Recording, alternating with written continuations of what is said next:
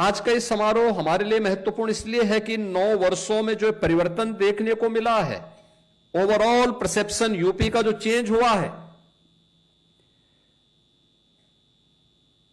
इसके लिए कुछ कदम बढ़ाए गए थे, कुछ रिफॉर्म किए गए थे। ट्रांसफॉर्मेशन बगैर रिफॉर्म की नहीं हो सकते।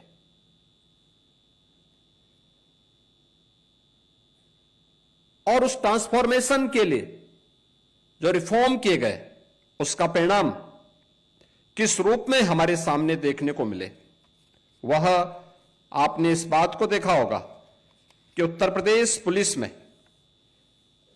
2017 में जो हमारे पास कुल पीआरबी के वाहन थे 9,500 थे। यूपी पुलिस बल के पास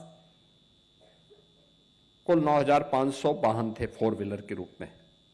आज उनकी संख्या प्रदेश में 15,500 से अधिक है। ये जो प्रगति हुई है,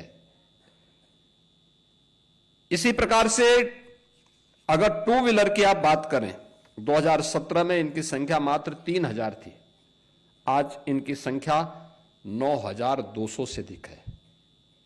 यानी केवल संख्या नहीं है,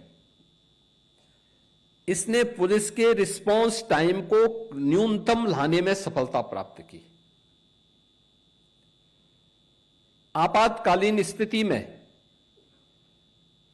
जितनी त्वरित कार्रवाई होगी, जितनी त्वरित हम सहायता पहुंचाएंगे, वह त्वरित कार्रवाई ही ट्रस्ट में बदलती है और वह ट्रस्ट ही ट्रांसफॉर्मेशन का कारण बनता है।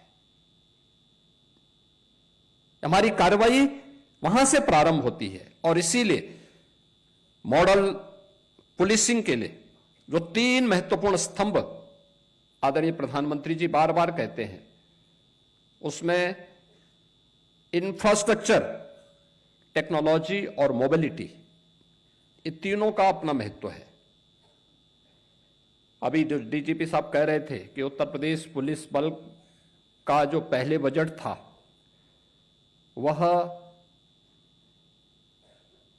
17 के पहले श्वास अटकते अटकते 16,000 करोड़ तक पहुंच पाता था और वह भी खर्च नहीं हो पाता था।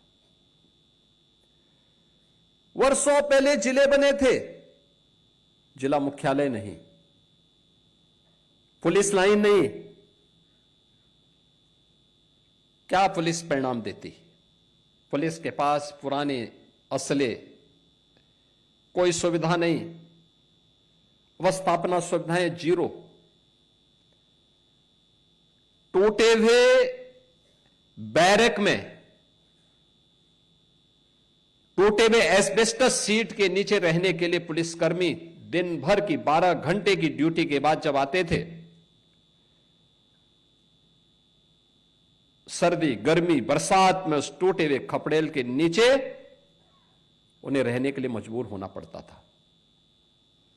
मुझे याद है 2017 में मैं एक दिन अचानक लखनऊ पुलिस लाइन में गया था और मैंने यहां के टूटे हुए